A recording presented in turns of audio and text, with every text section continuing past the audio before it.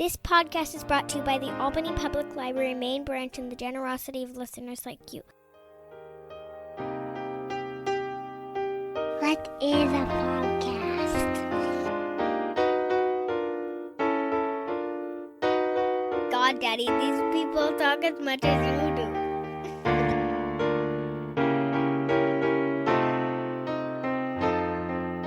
Razib Khan's Unsupervised Learning. Thanks for listening to the ungated version of the Unsupervised Learning podcast. If you want to read some essays on some of these topics, please check out razib.substack.com. Again, that's razib.substack.com. Thank you. Whole genome sequencing is used for adults and children every day to assess risk for thousands of diseases. You probably know this. You listen to this podcast. Well, I want to tell you that Orchid, a genetics company led by scientists from Stanford, is able to do this for IVF embryos. Instead of just waiting for a diagnosis, parents can assess if their embryos have genetic variants known to cause severe neurodevelopmental disorders, pediatric cancers, birth defects, and more before the child's even born. No other tests can detect these issues so thoroughly, so early. So check them out at orchidhealth.com, orchidhealth.com, and use the code Razib when signing up. Hey, everybody. Today I'm going to talk about the caste system, something some of you may have heard about. It's kind of in the news right now. Partly it's because of the American tendency of co-opting terms from other societies and reusing them. So there is a book by Isabel Wilkerson, a journalist, which is about caste, and it does cover caste in India somewhat, but really, it's about caste in the United States, the division between blacks and whites. It's called Caste, the Origins of Our Discontents. And that's been confusing some people because caste in the United States, or caste in a generic sense, is different than caste in the Indian context. And obviously, caste in the Indian context does predate caste in the United States by a bit. So to clear up some of these semantic confusions, I want to talk caste mostly about the Indian context, and contrast it with caste in other contexts, other times and places, and show how they differ somewhat, and there is uniqueness there. And so people should be maybe a little bit more cautious about throwing the word caste around like it's so easy, conceptually. So I want to talk first about caste in India.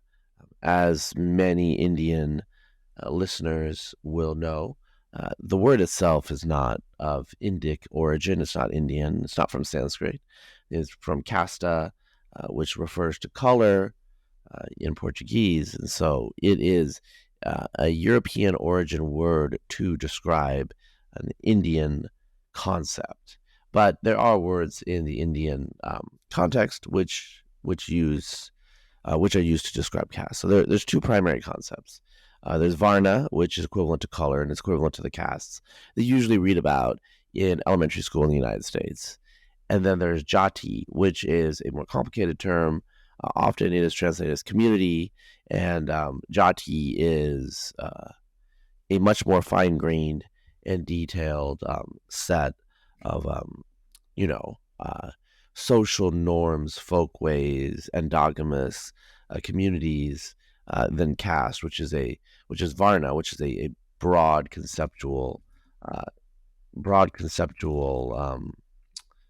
categorization that's more useful for intellectual academic context. So, for example,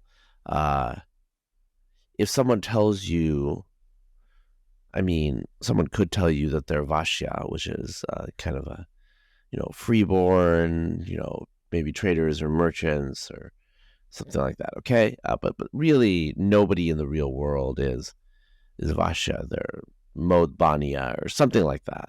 They're a jati. They're a very, very specific subcaste, you could call them, and that's the group that has a common temple, that maybe have a common religion, that intermarries only amongst themselves, and have these villages that they live in, etc., etc. The Vashya themselves is, I think, Larry Wall, the inventor of Perl, would call it semantic sugar. It's a way to categorize a lot of communities that have approximately the same ritual status in the what we call the Hindu religion, and also social status, often a related number of professions, and often now genetically related, and we're going to get into that. But it's an abstraction that brackets a large number of communities. Nobody is primarily in their identity a Vaishya, they're a Modbaniya or something, or they're Hindu. So there's a supracaste identity, and there's a subcaste identity, and those are really the important ones. People care that they're Hindu, or they're devotees of Vishnu or Shiva, or they're jati. But the caste identity itself is an abstraction, and sometimes in America you run into people who say, "Well, I'm Brahmin, and that's what I am," but really that's because they're American, they're Indian American, and to be candid, there's no organization of jatis in the United States. So in India, people would be less likely to say, they will say they're Brahmin, but really what matters is they're Iers, which is they're Tamil Brahmins, or they're Gujarati Brahmins, or they're Moyle Brahmins from Punjab. Those are the real categories, the real social, economic, cultural units. There is no pan-Brahmin culture in India, even if there are tendencies. So, for example, you could say Brahmins are vegetarian. And they tend to be, they tend to be more vegetarian than a lot of other communities around them, especially in South India, I think. But Bengali Brahmins, they eat chicken and fish. They definitely eat fish. They have ritual explanations why they have to eat fish in Bengal. And Kashmiri Brahmins, Pandits, like Nehru's family, the family of the prime ministers of India initially, Nehru and Indira Gandhi and Rajiv Gandhi, and now the current Gandhi scions, at least, although it's diluted. But in any case, the Kashmiri Pandits, they eat mutton and stuff like that. So it's we need to look at jatis, we need to look at Varnas, and that's what really matters. I want to talk about, though, this idea of Varna in a non-Indian context. So there's something called the trifunctional hypothesis, which was pioneered in the early 20th century by a French mythologist, Georges de Maizière. I don't know how to pronounce it very well, but de Maizière, he proposed this idea that Indo-European societies did have a caste class system, a tripartite ideology of priests, warriors, and commoners. And they corresponded to three functions, the sacred, the martial, and the economic. This is a clear correspondence taken from, Indian civilization, where you have the warriors and the nobles, the kshatriyas, you have the priests, who are the Brahmins, and you have the commoners, who are the Vaishyas, so the tradesmen and whatnot, the freeborn. Outside of this system in the Indian context, you have Shudras, who, they serve the three top castes who have ritual significance as twice born, they're reborn twice. In ethnographic context, people often say, well, the top three castes are probably the invading Aryans, and outside of them are the indigenous conquered people. So the Sudras are, outside of this system of Aryan society initially. And then below the Sudras are interacting with, they're serving with, they're subordinate to the top three castes in the Indian caste system.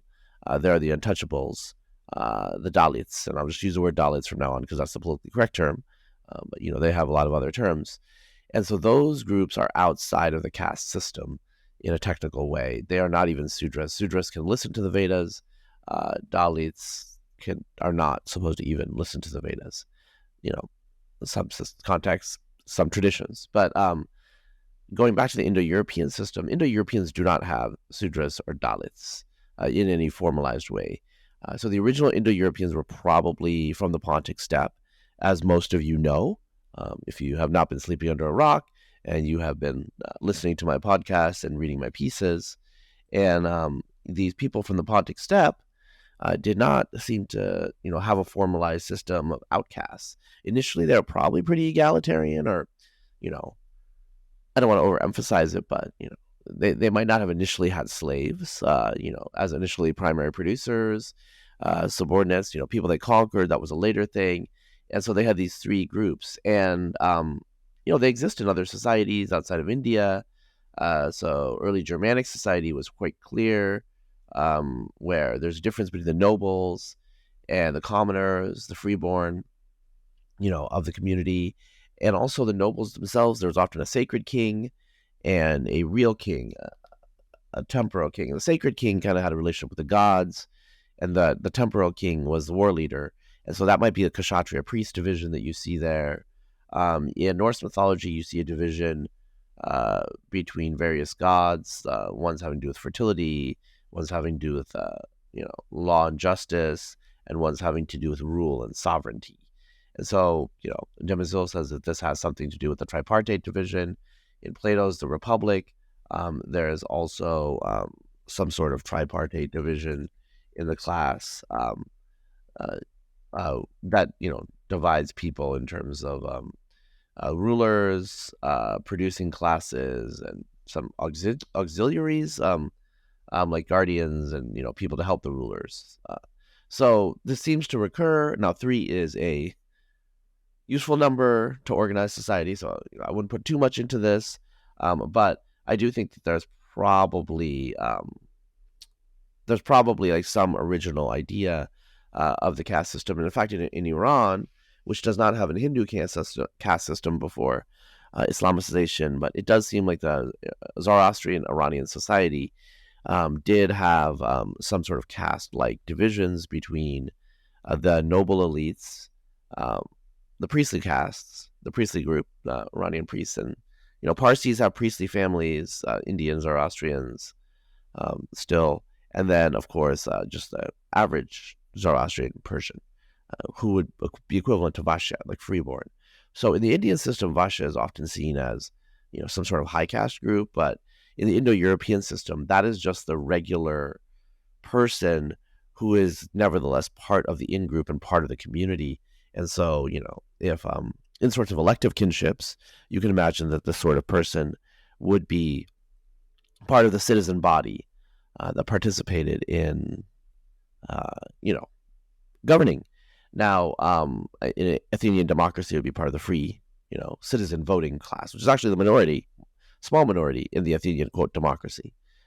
In the post-Roman period, I do know that one of the notable aspects of the migration of Germanic peoples, like, so for example, the Saxons and others, into the Roman Empire and elsewhere in Britain, was that there was a selective migration of the warrior nobility, the ruling elite of these groups, and they left behind a lot of the peasants.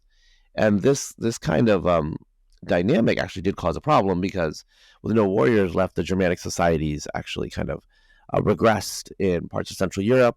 So by early medieval period, you see Slavic groups that are to the east of the or west of the Elbe, and the drive to the east, the Germanic drive to the east, is actually in many ways a reconquest of territories that Germans had been living in before. Gothic peoples, who, as some of you know, pushed all the way to the estuary of the Danube and what do we call Moldova and Western Ukraine. So what happened was the removal of the elites probably resulted in the conquest and assimilation of Germanic peasants, of what we would call Vashya, freeborn, into Slavic tribes as they expanded westward. And I think that illustrates the essential role of ruling elites in kind of maintaining ethno-tribal coherency. Otherwise, the producing classes seem to culturally shift. So, speaking of shifting, let's talk a little bit, though, about caste in other societies, because there are caste-like things that happen or have occurred. I think that the most primary, clear example that you would know about would be the Barukamen, also called the Eta in Japan. If you don't know about it, Google it. These are people who are descendants of, or traditionally worked with leather, killing of animals. These are polluting activities in a both Shinto and Buddhist context in Japan. In dharmic religions, killing professions often have very negative connotations and result in ritual impurity. And so Barukamen, they lived in segregated parts of Japanese cities. They intermarried only with themselves. They are marginalized. Their incomes are lower. They tend to dominate the Yakuza, which is the Japanese, organized crime. Yeah. So they are a classic example of a caste. But they only emerged, around the 15th century, 16th century. Their status was formalized under the shogunate founded by Tokugawa Ieyasu in the late, in the early 1600s, around that period, early 17th century. And so they're relatively, we've seen how they were created in history. They're not really genetically that different than the average Japanese because they came out of, the average Japanese person who just happened to be working in leatherworking and all that. All of these ritually impure professions. Probably they are intermarrying now with the rest of the population. And so, maybe if they had been distinct for another 500 years, they probably would have started to be distinct actually. But they've only been endogamous and isolated for about 3 centuries, so that's just not enough. And they also emerged out of all these diverse groups that were doing these professions. In Europe, you do actually have Cagots, Cagots. They were segregated in large parts of southern France, and they kind of disappeared in the 19th century. They were assimilated. Nobody really knows what's going on with them and who they were. There's a theory that they might be descended from Muslims who settled in, Iberia and southern France, and eventually became Christianized. But their distinction was notable. So apparently they're noted as early as 1000. AD. Yeah, they're just kind of mysterious. So in Gascony, there's a lot of them. They're called Cagots. In Bordeaux, they're called Gahets. There's all sorts of weird names for them. And they tended to be in the south of France more. They were not allowed to marry non-Cagots. They lived in separate areas. Their professions they were prohibited from, food or wine. They were prevented from touching food at the market, so they did have ritual impurities. Couldn't work with livestock, enter mills.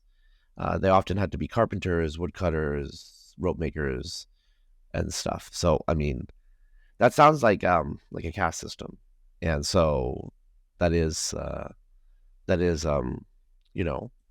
pretty interesting.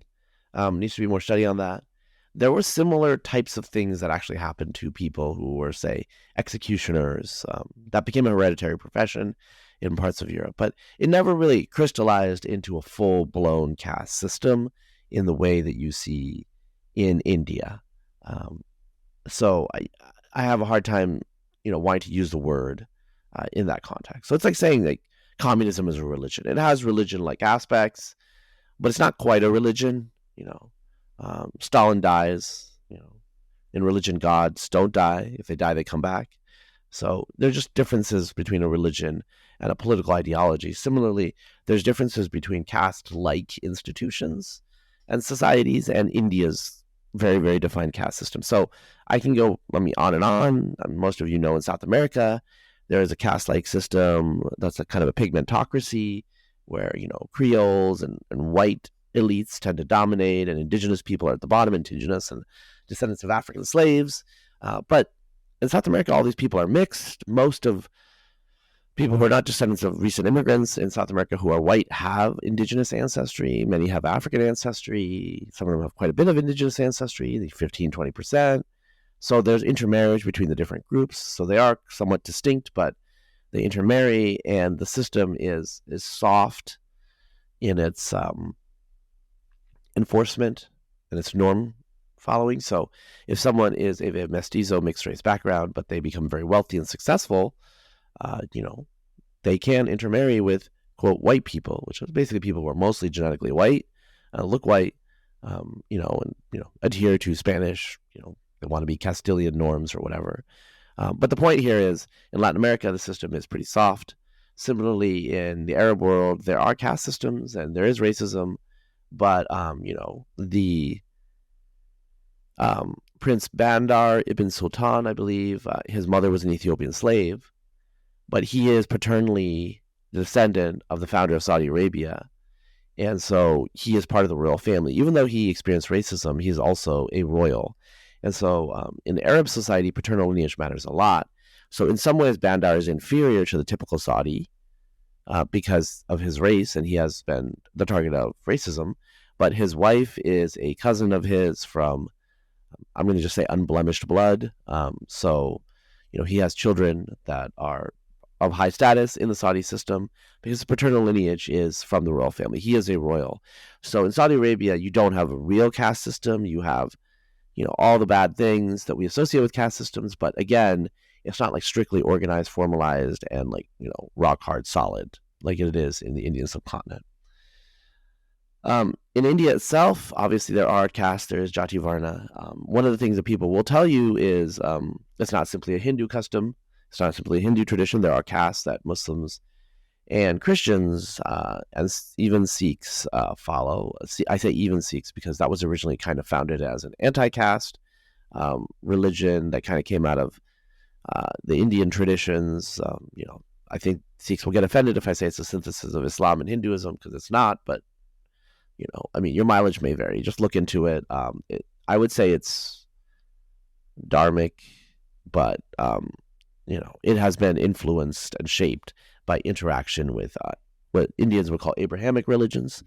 But in any case, caste isn't present everywhere on the subcontinent among all different religions and groups. So it's not simply Hindu, but there are groups like scheduled tribes, who are outside of the caste system and who do not really practice caste, and the ritual purity rules that come down from the Hindu caste system. And so that shows that in some ways, these Muslims and Christians who practice caste are more Indianized than the tribal people that have lived here or lived in the subcontinent forever. So, what's going on here? And what's really going on is why are there Muslim castes? Why are there Christian castes? So the issue is in the Indian subcontinent, with exceptions, most of the time, communities, jatis, convert as a unit, sub-jatis or a village. And so you bring your whole community along, and so you just preserve the social order that pre-existed your conversion. So in Pakistan, most of the Christians are descendants of untouchables, sweepers. They did menial labor and cleaning and whatnot. And there's a they used to be called churas. That's considered pejorative. It's a really bad word. Indian and Pakistani listeners will probably be offended, but most of you usually speak English, right? And so they're called different words now. But in any case, the point is they're Christian now. They converted to Christianity. 90% of the Christians in Pakistan are descendants of what we call Dalits in India. So they're Dalit Christians. And the Muslims, they treat them obviously as a religious minority. They oppress them, they persecute them as in the Muslim world, but they're also clear Hindu caste-like, I don't want to offend people, but Hindu-like behavior that you would not see in the other parts of the Islamic world. So, there are advertisements for, sanitation workers, and they say Christians only apply. And why do they do this in Pakistan? Why do they have Christian exclusive jobs? Well, because their caste origin is as sanitation workers, as cleaners, as manual scavengers, which is exactly what you see on the other side of the border. Similarly among Muslims, a lot of them claim Arab or Iranian ancestry, so that's somewhat a different thing. But they are also separated into caste-like groups that do not necessarily intermarry. They remember their professions, their endogamy, their lineage, whatnot. There are Jat Muslims. So Jats are particular jati, a group of castes, subcastes that. And so I should say, this is complicated. I should say there are Jats, and then within the Jats, there are lineages. So there are like subcastes within the subcaste. So when you say you are a Jat, that does mean a lot. But even within that, there are narrower associations. So, for example, Baniya is a particular type of, Vashya, ritual Vashya, trading caste in general, mercantile caste, that is found in northwest India, but there are different types of baniyas. And, Gandhi was a Mod Baniya, so that's they're very well off. There are many Mod Baniya who are very rich in India, but they're subcaste of a subcaste. So I just want to be clear about that. I know all these details, and I know it's complicated, but I want to be clear for the South Asian Indian listeners that I know what I'm talking about here a little bit. So even in Pakistan, there is caste. There's also something called Birdari, which is more of a Northwest Indian Punjabi thing, which is like lineage clan groups. And so when you look at the genetics, they don't look that different than Hindus across the border. In terms of people are endogamous, they tend to hang out with their own kind. Of course, Islam, it's technically egalitarian and universal, so I think it does tend to slowly wear things down. And I think this you see it in Bangladesh. You don't see genetic structure among Muslims. It looks like endogamy kind of ended, and people don't keep track of. I know my family backgrounds mostly. When they were Hindu, they were Caste. There's one Brahmin lineage, but really, people don't keep track of that stuff. It's more like the United States or China, where show me the money. Like, what's your, do you guys have education? Do you have money? They don't really care about the caste stuff. They don't know about it. But I think in Pakistan, it's still kind of used in certain ways. And if you're a Sayyid, if you're descended from Muhammad through Ali, that's also a different thing. So these tendencies continue. In Sri Lanka, a recent paper came out, and I kind of knew this just looking at the data from the Sri Lanka Tamil sample in 1,000 genomes. There is some caste-like structure, it looks like, but it looks like it's much more attenuated than the mainland. And Sri Lanka is predominantly Buddhist island, as you know, but there's a Hindu minority, as well as some Christians, but mostly Hindu, of Tamils. So Sri Lanka is a somewhat different case, and it shows in between position, kind of like Pakistan, but even arguably more admixed and less endogamous than Pakistan. So this shows that just because you're racially subcontinental, you don't automatically do caste. It seems to be a cultural practice that occurs and doesn't occur. In the Christian context, I want to say there are castes as well. Many Christians, I think especially in the north, just like in Pakistan, descend from Dalits, and they maintain their caste identity in some ways, even though they shouldn't. And I'm not talking about the legal issues where, they don't have their caste identity, supposedly. But in South India, in Kerala, there's a group called Nasranis who claim to be descended from Jews.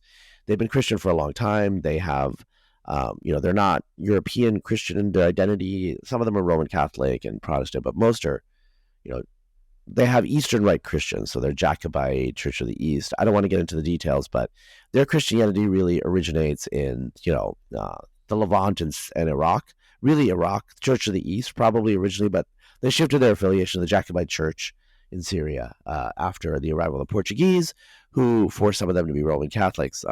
Again, it's complicated. There are Eastern Rite Christians in Kerala who are in communion with Rome, so they're Catholic Eastern Rite. And then there are others that are in communion with the Church of the East, which is now, I think, based in Chicago. Originally, it was in Iraq. And then there's others that are, with Syria, the Syrian Jacobite Church. And then there's others that are in communion now with the Anglican. The point is they're indigenous insofar as they've been around for a couple thousand years, at least 1,000 years.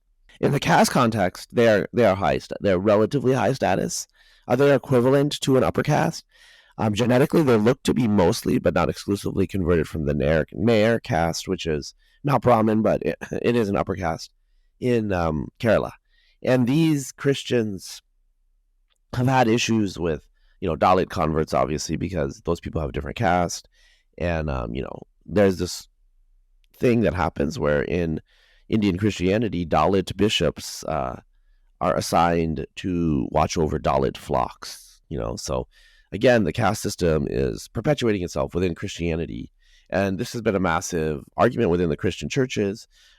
Many of the Protestant churches, for example, are very militant against caste. They try to break it down. Catholic Church has taken a more neutral stance insofar as they do not condone or support the system, but they will work with the cultural system as it is. And if this is how the local people organize themselves, so be it. So that's that.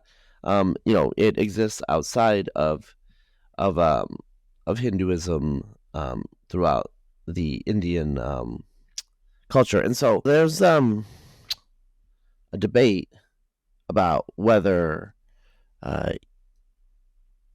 caste system is, constitutively, I guess, the word I would use, associated with Hinduism. And this is a very, complicated and emotionally fraught argument because a lot of Hindus do not like it being associated with caste system, or the caste system being associated with their religion.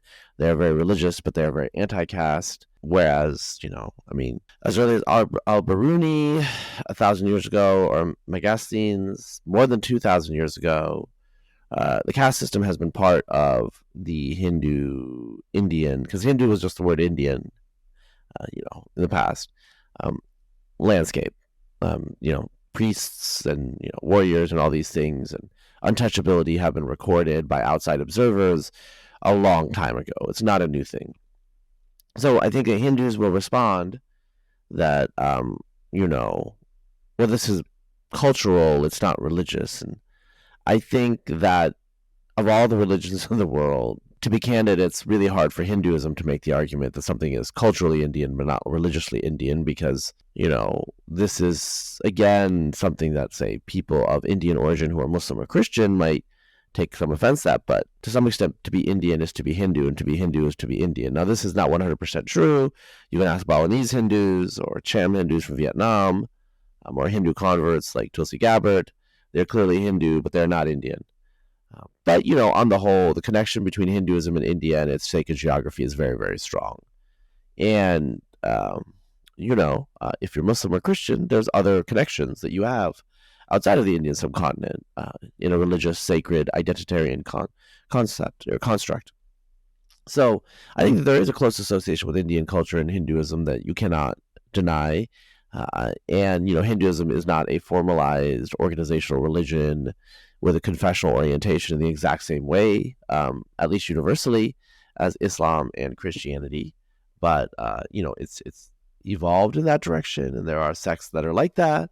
But on the whole, it's organically emerged out of the Indian culture, and caste has been part of that Indian culture.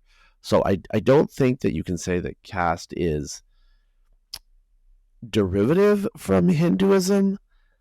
I think what you can say is both of them emerge out of particular cultural and social conditions in the Indian context. And it's very, very difficult to disentangle, in the Indian context, Hinduism from caste. This is not true elsewhere, where caste kind of fades away and is kind of a cultural practice that's heard of, known of, maybe practiced by a few lineages, usually Brahmin priestly lineages in Hindu temples. But in places like Mauritius,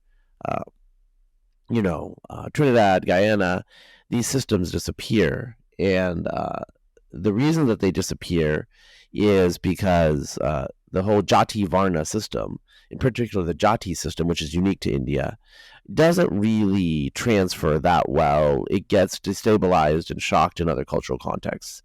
And exogamy rates get high. And so the maintenance of the system is just not, it's not possible. It's not feasible.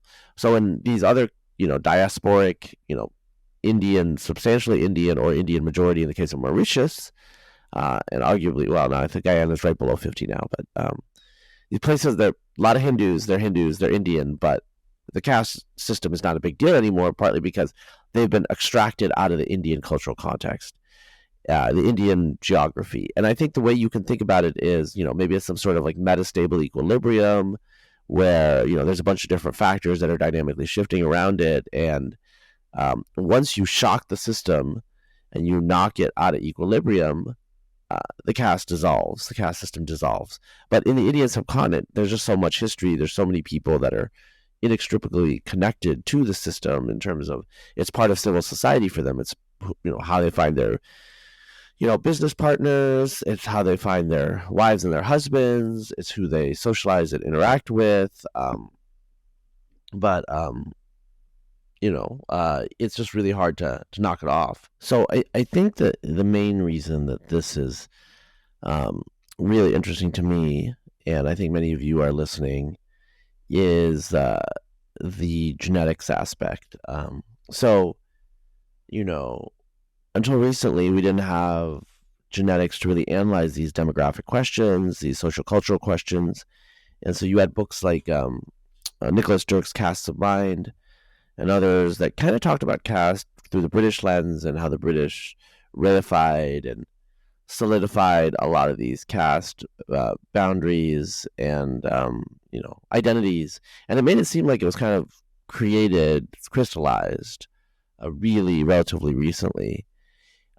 What happened is when the geneticists about 20 years ago and really 10 years ago in detail started looking at Indian groups, they started noticing that they were very, very different from each other. And so, I don't know, like this fact I like to use is you could have a village in South India and Andhra Pradesh where one caste, one jati could be the genetic distance of people from Finland, whereas the other from another caste in the village who are people from Sicily. So it's continental wide. Like pairwise FSTs are like, of 0.5 are not that out of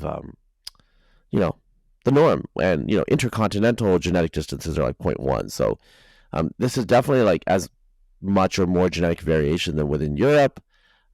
It's way more than in China.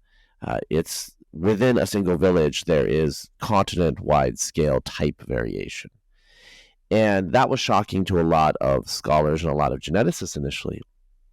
And another thing that was also shocking was that when you look at the Varna system and the ritual ranks, the higher, quote-unquote, Varna, the ritually higher groups like Brahmins, are the most genetically distanced from the lowest groups, the untouchables, the Dalits.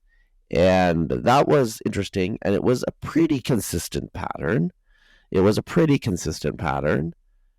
And in places like Northwest Indian subcontinent, where there are a lot of groups that are high caste, that are twice born, high in the Varna system, who are not Brahmin, they too are genetically quite distant from the lower caste groups in the region.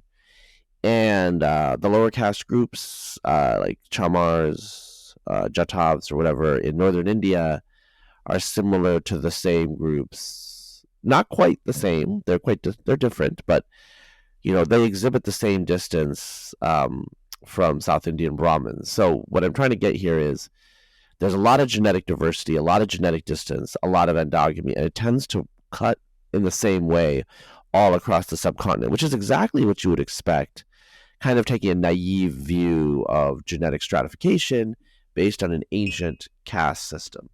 And when you look at the endogamy, David Reich's lab has talked about this a lot. They've published on this. A stylized fact is it started really around like 1,500 years ago in earnest. But, it depends on region, and it's not like a single caste system really took over during the Gupta period 1,500 years ago. But, there's some endogamy that started earlier. There's some that was later.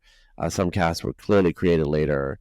You see things like Bengali Brahmins have East Asian ancestry. Clearly that's through admixture. Tamil Brahmins have local admixture. So, you had intermarriage. And there are some groups like Nairs who intermarried or had relationships with Brahmins in Kerala until relatively recently. And I'm not going to get into the details of that system. The Indian listeners know what I'm talking about. But there's a lot of exceptions to the rule. But there is the rule. And so endogamy in modern India, depending on the estimates, is like 90 to 98% on the jati level. So this is not Brahmins marrying Brahmins. This is like, Iyer Brahmins marrying Iyer Brahmins. So it's like a very, very narrow definition for endogamy, and yet still it tends to hold. And this is probably what it was in the past. So exogamy rates, like outmarriage rates, like Reich Lab calculated like 1 out of 200 maybe per generation in a lot of these groups. So that means when you look at them, they look genetically homogenous. So, for example, I have a friend, Surya Yelam in Chile, and I mentioned this. He was a politician, work in business now, but Surya might be listening to this. But when I looked at his genes, I could figure out what caste he was just because I'd seen that exact profile elsewise, And then if you do IBD segment matching, you see, they match. So, someone like, for example, Marwaris from Rajasthan, they all look kind of the same. They're not necessarily genealogical cousins, but genetically, they're kind of like cousins. And there's a paper that, again, the Reich Lab was involved in, which which talks about this. Basically everybody in the subcontinent, in some of these castes are like, second and third cousins. They're close to the Ashkenazi Jews in many cases. So, thousands of years of endogamy does this, Now, there are some interesting aspects of the genetics that I think are curious. So a lot of, Brahmin groups, but also some non-Brahmin groups that are upper caste, have these things called gotras, these paternal lineages. So these gotra systems trace paternal lineages, and so what you should be able to see there is Y chromosomes, right? And so some groups like Bengali Brahmins, you see they're 75% R1A, which is R1A Z93, which is associated with the steppe, and it's a new, that means that only 25% are outside of the paternal lineage have been integrated. Now, over thousands of years, that makes sense.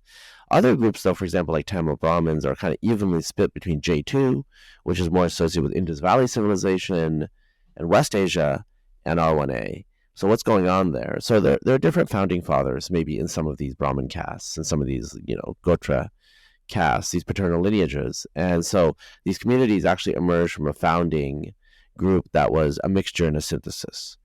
And that's interesting because, their mythology, their legends, their oral history is of, unbroken lineage from one founder. But some of these groups, like I said, Tamil Brahmins are split between R1A and J2, and there's also a minority that are L2.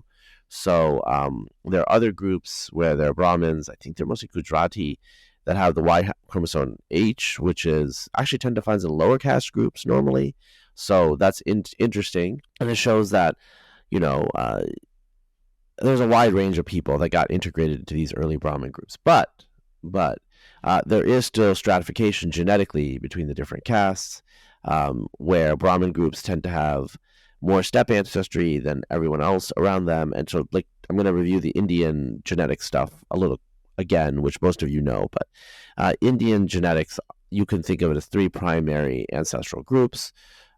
One of them is steppe ancestry, which is basically like the Shintashta or Andronovo culture, basically people that pushed out of Belarusia eastward into the Urals. They mixed a little bit with Siberian foragers, so they have a little bit of that extra, but really they're corded ware people.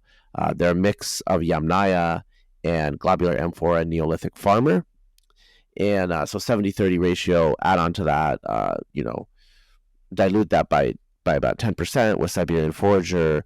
And then they show up, in Central Asia, and here they mix with other people. The other people they mix with, in the Indian subcontinent at least, elsewhere it's different. In the Indian subcontinent, they initially mix with the Indus Valley civilization people. So this is a civilization that existed for thousands of years, at least 1,000 years, but more really, before the arrival of the Indo-Aryans, probably around 1800 BC, in the northwest of the subcontinent through the Khyber Pass, coming through Tajikistan, traversing Kazakhstan, originally from the Urals, etc. And the Indus Valley civilization people, we have some genetics from outliers as well as Rakhihari in India. And it looks like most of their ancestry is similar to peoples in Iran, eastern Iran. They're not Iranians as we understand them today, who themselves have who have Iranian ancestry, Indo-Iranian ancestry. But they're Iranian-like. They are different from people in Western Iran and the Zagros. They have more Siberian ancestry, Siberian forager ancestry, as well as less Anatolian farmer ancestry. So all of these different groups are a mix of these earlier distal groups. But so the pure quote-unquote ancestors of the Indus Valley civilization that were Iranian actually do not exist anymore in that form. They contribute to other groups like in Khorasan and in Mashhad and Western Afghanistan and in Tajikistan, but really, as a pure group, they don't exist anymore. These are Eastern Iranians, and they're the dominant ancestry in the Indus Valley civilization, but a minority of the ancestry there is actually similar to the ancestry that you find in indigenous peoples in Southeast Asia, the Negrito peoples, the Andaman Islands. And so this is often called Ancient Ancestral South Indian AASI, or Aboriginal Indian Forager, Aboriginal Hunter-Gatherer, AHG. I'm just going to say AHG because it's easy. But basically, these are people that have connections further eastward, not with Western Eurasia. They're genetically closer to Han Chinese or Australian Aborigines. They're a little bit closer to Australian Aborigines than Han Chinese, but the division between all of these groups is very deep in the past. So Han Chinese and the Northeast Asian group separated maybe like 41, 42,000. The Aboriginals, Australo-Melanesians separated maybe like 38, 39,000. So these are all very, very diverged groups in Eastern Eurasia. The AHG, the Aboriginal hunter-gatherers of the subcontinent, they are closely related to Andaman Islanders, but that just division might have occurred like 35,000 years ago. So it's actually pretty distant. These are the westernmost people of Eastern Eurasia. So there's a division between Western and Eastern Eurasia. These AHG don't seem to have Denisovan ancestry, whereas the Iranian farmers do not, steppe people do not. And that indicates that the Thar Desert, which is the border of modern-day Pakistan and India, was probably bigger, which I know for a fact paleoclimatologically should be, during most of the Ice Age. So it prevented gene flow from Eastern and Western Eurasia, just like the interior of Central Asia, Tibet, Siberia also reduced gene flow a lot. So these are Eastern people, but they're very distant from modern Eastern people that we know. The Iranian farmers are more similar to Western Iranian farmers, but they also are quite different. And then you have the steppe people, who there are no pure steppe people left, but Tajiks are maybe 30 to 40% steppe.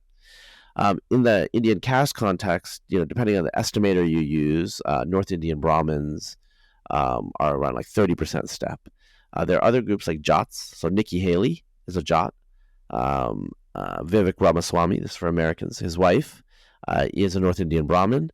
And these groups are both about 30% steppe. Jat, if you had to pick, the Jats are probably a little higher. They're from Punjab. They tend to be farmers.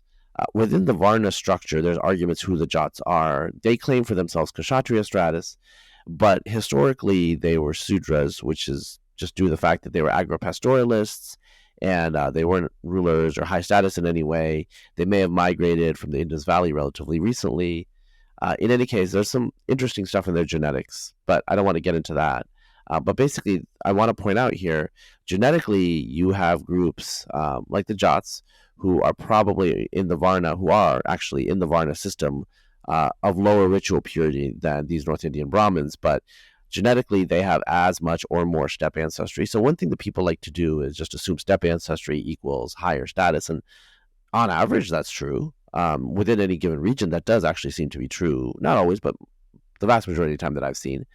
But you have situations like South Indian Brahmins, like Tamil Brahmins, who are say like 15 to 20%, 15 to 20% steppe ancestry.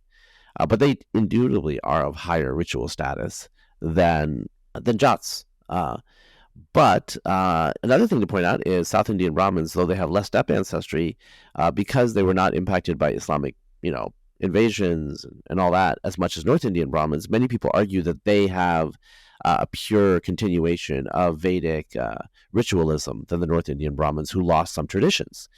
And so if you had to pick, you could probably say that in a cultural sense, these South Indian Brahmins are at least, perhaps more, higher up on the Varna system, although, really in the Varna system, Brahmin is a Brahmin, so in theory, they should be able to intermarry with each other. They never did, though, right? So Tamil Brahmins do not intermarry with North Indian Brahmins from Uttar Pradesh. Vivek Ramaswamy has no problem with this because he's American, and I'm sure, it's not a big deal. Like, he speaks Tamil, his wife grew up speaking Hindi, but really English is their first language, and that's just how it is. So these Indian cultural contexts are gone. But I wanted to point out that the steppe, IVC, AHG proportions vary a lot. So there's a cline, a gradient from the north to the southeast, and from the upper caste to the lower caste. But you have the situation that, upper castes in the south are going to have way less steppe than middle castes in the north, and even some lower castes in the north, So it's complicated. On the whole, like a Brahmin might be North Indian Brahmin from Uttar Pradesh is like maybe like 20% AHG, and then 30% steppe, and then 50% IVC. And you might have a Reddy from South India, which is ritually Reddys are Sudras, but they take the role of middle castes, and they're generally landowners in the south. because there are no, basically in most of South India, there's no caste between Brahmins and Sudras. There's no Vaishyas and Kshatriyas, though some castes try to take on those roles functionally and then assert some ritual status, maybe in a few cases, but really there's not. This whole like Varna system is actually in the north, in an elaborated way with the two, Kshatriyas and Vaishyas. Elsewhere it's just Brahmins and non-Brahmins, but in the north it's different. In any case, these reddies might be, like 50% 50% or something or more Indus Valley. They're going to be more than 50% Indus Valley civilization, maybe 5% steppe, and maybe like 30-40% AHG, something like that. Like these are common trends you see. These are common numbers you see. It's a little different in Bengal, where my family's from, where there's East Asian ancestry, so that's like 5 to 15%, maybe even 20%. That you can rejigger that, but I think you get it. You see some pattern in the Sindh and among a few of these Vaishya groups, like in the northwest. And also Khatris, who are merchants, but in the Varna system they claim that they're Kshatriyas. Yes, this gets complicated. Khatris of Punjab, so Rokana is a Khatri, for example. And so in the Varna system, Rokana, who has very dark skin, is actually much higher than Nikki Haley, who's a Jat. I mean, some Jats can complain and say that this is wrong, but I think this is pretty true. Than Nikki Haley, who's a light-skinned Jat, who can actually almost pass as white. And that's just how it is. But, their status is a little confused because they're merchants, but they used to be warriors perhaps. But in Northwest India, the warrior role was taken by Muslims in many areas. And so they didn't have that role, So these Khatris often have less steppe than their Brahmin neighbors, but they have more Indus Valley civilization type ancestry. And they might have even less AHG, Aboriginal hunter-gatherer, and I don't want to get into why that is, but I think there's some issues with the Indo-Aryan migrations and the dynamics and interconnectedness that explain this, but that's a different podcast. I just want to talk about the caste system here. So everyone's a mix of these three very. Brahmins tend to have more steppe, but, there are many parts of the country where there are populations like Jats and Khatris in the north, in Kshatriyas in the north, Rajputs. So in Uttar Pradesh, the Kshatriyas are Rajputs. Rajputs have more steppe than South Indian Brahmins, even though they're lower down technically on the Varna system. Now, in the Varna system, I do want to say something explicit. The three top castes are twice born. They've been born twice, and they get initiated into certain rituals that Sudras do not. And obviously Brahmins get the most because they're the teachers, but Kshatriyas and Vaishyas can learn certain things, whereas the Shudras are supposed to not learn certain things. They're just supposed to hear the mantras, and then you have the untouchables that are outside of the system. So what's going on with the untouchables, with the Dalits, and the tribes?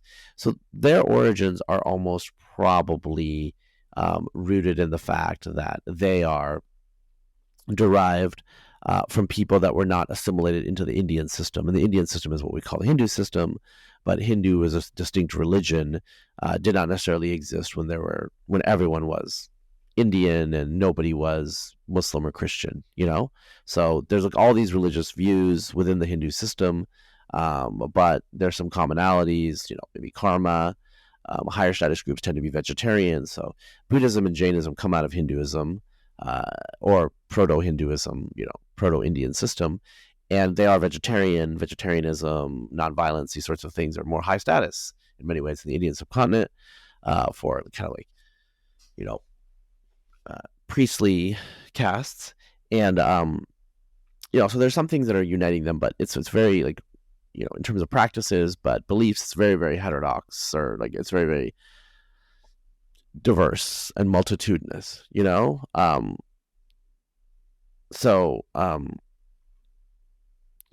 have these systems with all these different groups, but they're also related to endogamy that's really old, and that creates these massive genetic differences. So we know that it's old. We know the caste system is old. We know it's persistent. It's robust. It's been there forever. And this does cause some issues. So David Reich's lab has talked about this, but basically when you have these groups that are inbred, they have a lot of recessive diseases, and that causes issues. A lot of people in the Indian subcontinent have metabolic disease, all these other things. In Pakistan, they add on to that cousin marriage that they get from their Muslim culture. Cousin marriage not that prevalent in Bangladesh for whatever reason. In any case, so you have like these genetic amplifiers of the underlying diseases, and so you only need a little outbreeding actually to rescue this. So some people say like, oh, like should I marry someone from South India if I'm from North India? Sometimes people ask.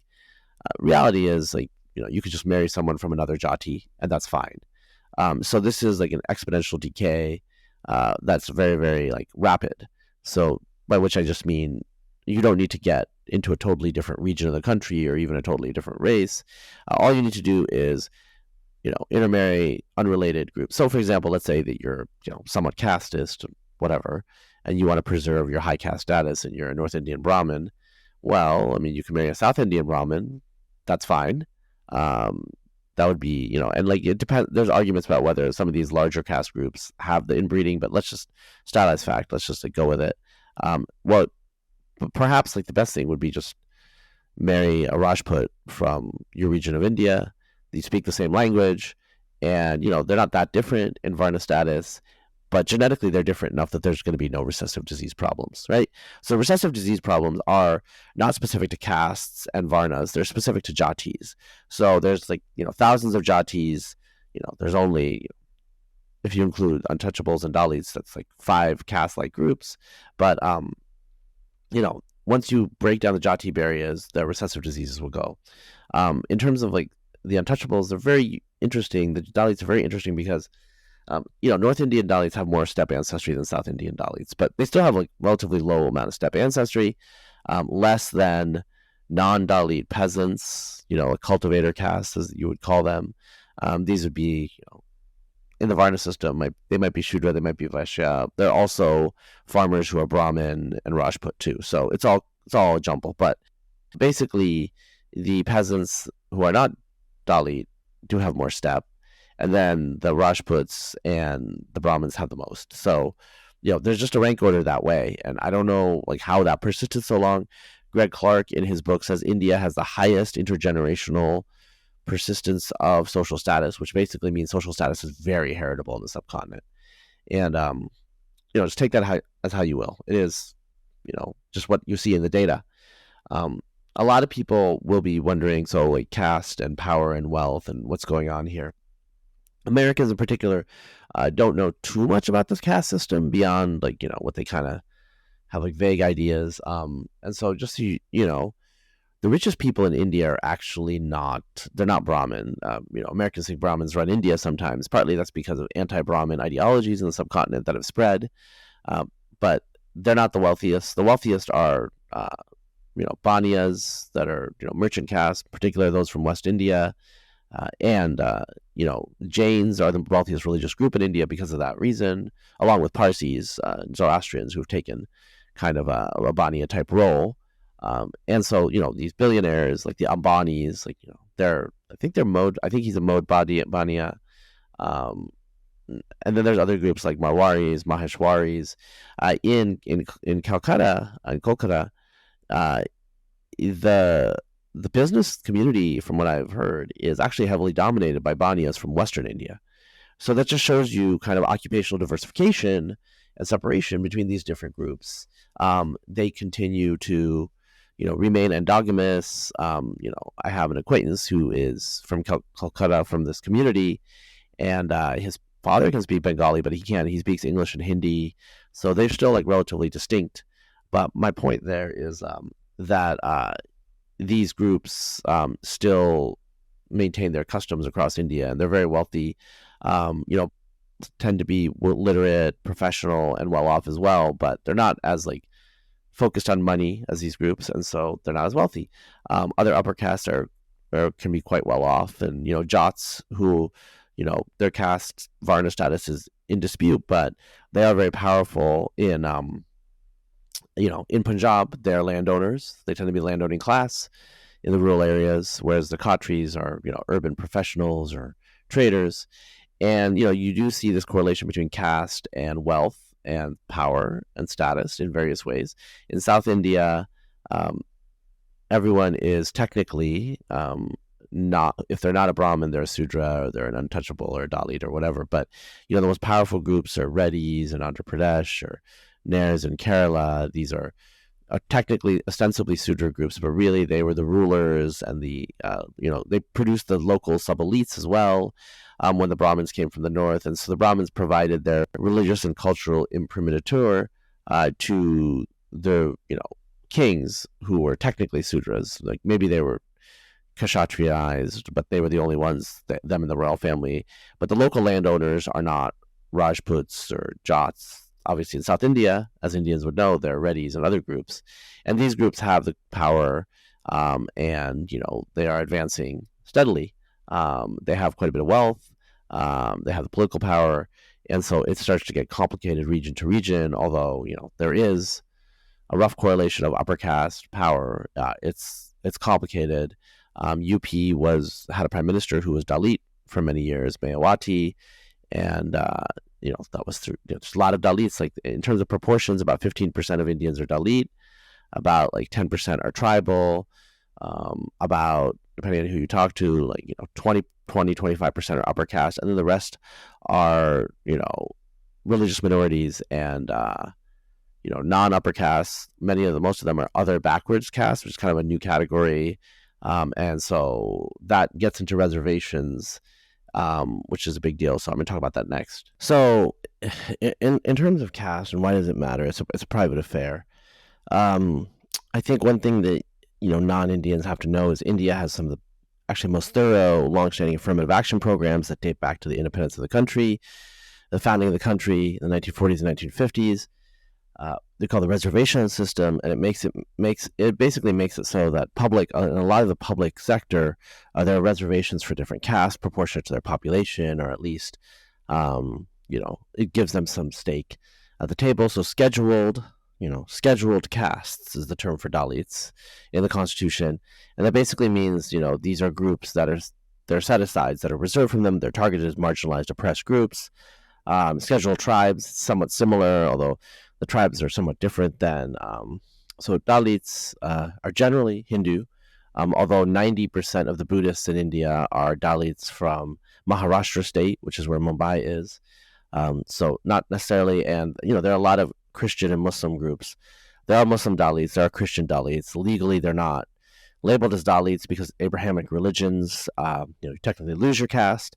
But the Buddhist Dalits and the Sikh Dalits are still classed as Dalits. And Sikh Dalits have their own temples and religious movements. So, even though Sikhism was technically anti-caste, it became castified, There are many anti-caste movements that became castes, like the Lingayats, I think, in northern Karnataka, these areas.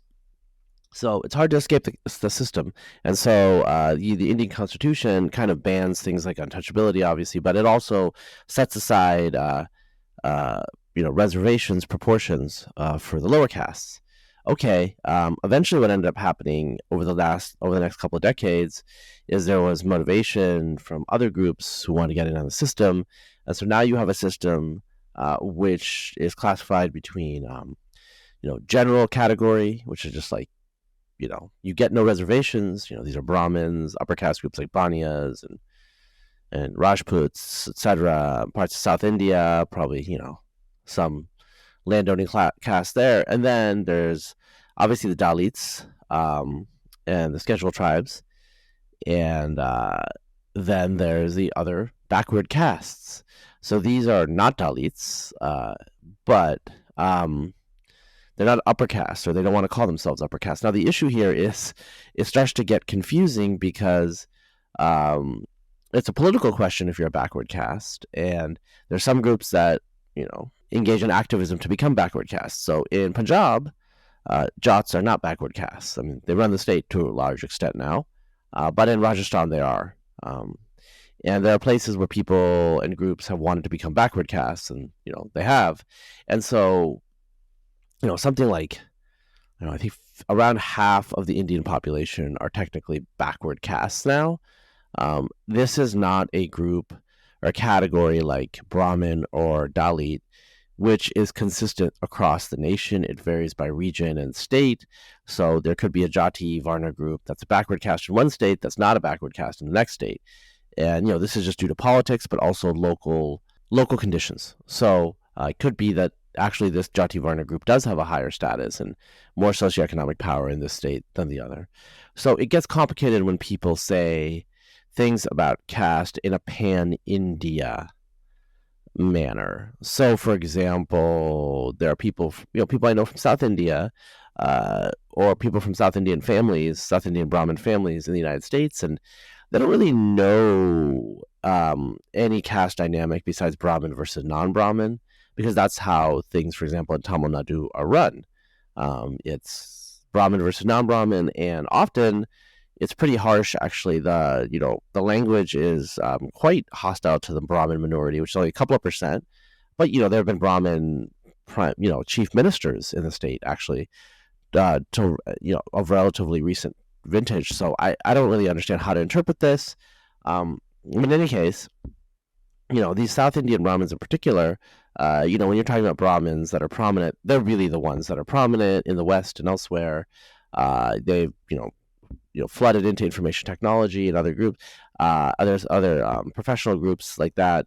And actually, they migrated to northern cities during the colonial period because they took to Western education, English education, more enthusiastically than North Indian Brahmins, who are actually not as prominent, in the socioeconomic, domain globally. They're not the ones that you really hear about. Really, they're mostly South Indian Brahmins or Bengali Brahmins, or to some extent maybe Brahmins from Maharashtra, from the state that Mumbai is dominant in, etc. So Brahmin is not just a Brahmin. There are different groups, and they have different outputs. They're not actually genetically, Vagesh Narasimhan in his paper from 2019 about South Asian genetics, they're not actually descended from the same common ancestors. They don't seem to have the same IBD segments. So there wasn't a pan-Brahmin group from which they all descend. They're genetically somewhat different. The ones in the South tend to be 25% indigenous. So that's why they have lower steppe ancestry. They look like North Indian Brahmins, but they have lower steppe ancestry. They're 25% diluted. The ones in Bengal, the exact same factor applies. They're 25% diluted, and that's obviously indigenous Bengali because they have East Asian ancestry that the Bengalis have. So they must have gotten it through admixture. The same in Maharashtra and elsewhere. In the Northwest and in Gujarat, it's different.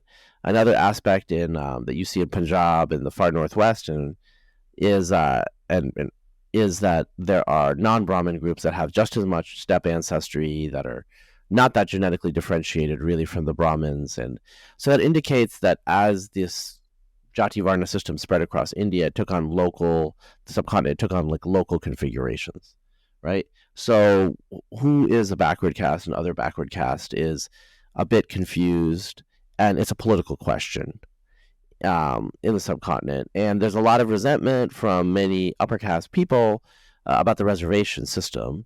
So, there's only a so number, government doctors have to be only so many that are, upper caste, and, at medical schools there's certain slots that are fitted in. And it's a very explicit quota system.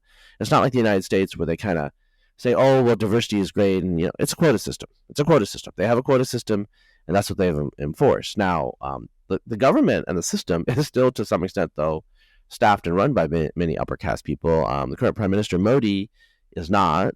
He is, he's not a Dalit or anything, but definitely like a modest caste background, modest professional background. So that's kind of interesting. Most of the previous prime ministers were, I believe, Manmohan Singh was Khatri. Before that, Vajpayee was a Brahmin. The ones in the 90s were kind of confused, but the Nehru family, obviously Brahmin, although they mixed with Parsi and Italian later, obviously, although. India is still kind of run by the upper caste. They're the wealthiest. They control most of the land. They still dominate a lot of the politics, but there's like kind of like a, rise of the backward caste and other groups because they're demographically dominant. Now, there's confused groups like, say, Patidars, Patels. There are other people with the surname Patel, so I don't want to say just Patels, but in the United States, they're Patels. Patidars, these are peasants. Traditionally in Gujarat, they would be cultivators, right? They're agriculturalists, and so they were Sudras. Ritually, they're Sudras. So something like what happened with Jats is happening with them, where they emulated Banyas, who were the merchant castes, who were Vaishyas, and they're not ritually Banyas, but they've taken on a lot of the roles and the tendencies of Banyas in terms of becoming very enterprising and mercantile. And so, maybe at some point they will become Banyas. I don't know. Stylized factors in the North Indian plain, the Gangetic plain, castes trying to elevate themselves from Sudra to Kshatriya to become Rajputs. It's kind of what the Jats are trying to do. But in Gujarat, castes are trying to elevate themselves from Sudra to Vaishya to become merchants, traders, etc. In Gujarat, Brahmins are not very influential. So this is another thing. There's some parts of the subcontinent where, the Brahmin, non-Brahmin dynamic is big. So in Tamil Nadu, that's probably a big thing. In West Bengal, Brahmins are part of what's called the Bhadraloka elite, which are three dominant castes: Brahmins, Kayasthas, and Bhadyas, who are doctors. Kayasthas are scribes. In any case, but in Gujarat and Punjab and these states, just Brahmins are not that big of a factor. They are, it is what it says on the tin, on the can. They're priests, they're ritualists, and that's it. Whereas in other parts of the country, they own a lot of land. Maybe they're heavily involved in politics. And so that varies. Similarly, in Uttar, Vaishyas and merchant castes have like a lot less sway and pull. Banyas in UP and Uttar Pradesh, which would be like something like, it has like almost 300 million people. It's like not quite as big as the United States, but it's big. It would be one of the largest nations in the world. But here's the state was dominated by Rajputs, and there's like prominent Brahmin community. Brahmin percentage in the subcontinent is maybe like 3 to 5%, but parts of Uttar Pradesh and the hill country north of the Himalayas, it's well above 10%. So this is where a lot of them live. These are not the most prominent ones in places like the United States, who tend to be South Indian Brahmins from the cities of the South, right? But I've already said that. So it's really complicated. There's this massive reservation system. Castes are jockeying for position. There are certain castes that have clear and defined kind of identities across the subcontinent, like Brahmins and Dalits, but a lot of other groups that are in the middle, might move their status depending on where they are, and their Varna status might also be kind of in doubt. So even though some aspects of this system are very static, like the endogamy rates seem to be really static, other aspects are not. The position and the occupation can shift. So, so a lot of these groups, I said Kayasthas, Khatris, like these are two groups that have occupations that are basically like white collar professionals. They're scribes, they're literate, they're non-Brahmin literate elites. Often, Kayasthas do not tend to do mercantile stuff. Khatris do. There are Kayasthas in Maharashtra, there are Kayasthas in UP, there are Kayasthas in West Bengal. They're all genetically different. I've looked at Kayasthas in West Bengal versus someone from UP. They're genetically very distinct. So these are individuals who come from groups that elevated themselves into this literate non-Brahmin status at some point, and they have the same name, they have the same ritual status, although Brahmins in Bengal traditionally would say the Kayasthas there are Sudras, whereas the ones in UP would say that Kayasthas in UP are not Sudras. Like maybe they're twice born, right? So it's complicated, and just keeping track of all this in your head is very complicated. In Maharashtra, the various Kayastha groups are considered quite elite and on par with the two major Brahmin configurations in the state. Actually, there's three of them now. In any case, so it's hard to keep track of all this stuff. But it was functional and it was useful at some point in the past. But is it useful in the future? So the endogamy rates are lower in modern India than they were in the past, just looking by the genetics. And without the endogamy, the system cannot really maintain itself. So what you're going to see is the caste system over the next century will probably just degrade there'll be kind of just the universal acid of free market economics and urbanization will just wear it away. There will be groups that maintain endogamy as relics or in isolated areas, but really, it's going to be a cultural artifact of the past and part of India that's considered interesting, but not that big of a deal. Similarly, if, for example, just concretely, artificial meat from soy actually takes over, you could have a situation where vegetarianism is not that big of a deal because everyone is a vegetarian if, it's more economically effective and efficient and it tastes the same as real meat, right? But, it's still part of the cultural legacy of the culture. Similarly, there's going to be people who, like in the United States, say, oh, I'm a fourth Irish, a fourth blah, blah, blah. Well, I'm a fourth Banya, half Brahmin, blah, blah, blah, right? These people, they have caste ancestries, but once you start to become mixed, it loses the coherency. You develop bonds across communities, across jatis, and you're not as loyal to one single jati, right? And so what it's going to do, it's going to dissolve the solidities of the social structure of the current India. And it's going to be a much more open landscape in some ways, probably just or more class stratified. Individuals are going to compete in a hyper competitive landscape. I think what it's going to be more like is China. So in China, you have regionalism, and you have class, but you don't really have caste. People intermarry across regions relatively frequently among urban professionals. Marriages aren't really arranged. It's just there's understandings that you have to be of a certain class, et cetera, right? So I think that this is a practice that is going to be around for a couple of generations. It's still a big deal. And it has huge consequences. But in the future, it will disappear. A lot of genetic diseases associated with particular Varnas will actually diminish because they're recessive. So, the health will increase along with the wealth, and that's probably positive. But overall, you're going to see that this is an institution and a dynamic of the past. As for other questions like, oh, why did this happen in India? Nobody really knows. How old is it? I suspect it predates the Aryans. I suspect that the jati system comes out of the Indus Valley civilization, and the Varna system was fused with it to create jati Varna. So caste uniqueness, rigidity, robustness is actually due to cultural synthesis, just like there was genetic synthesis, 2 to 4,000 years ago between all these various groups.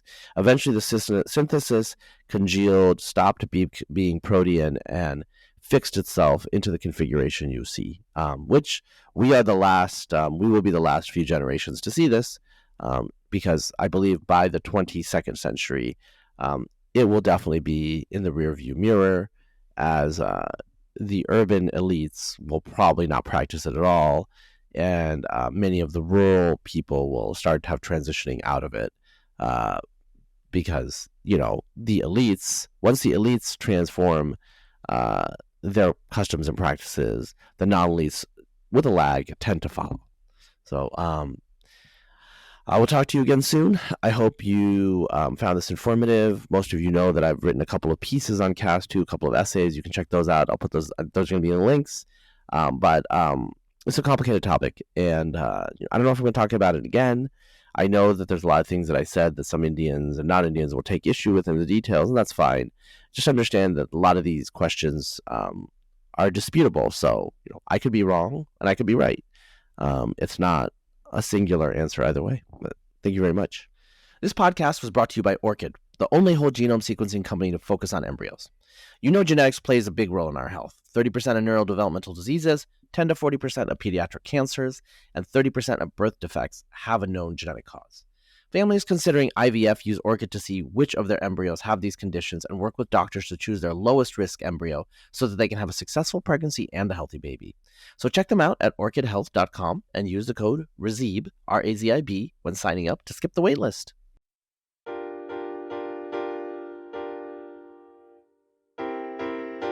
This podcast for kids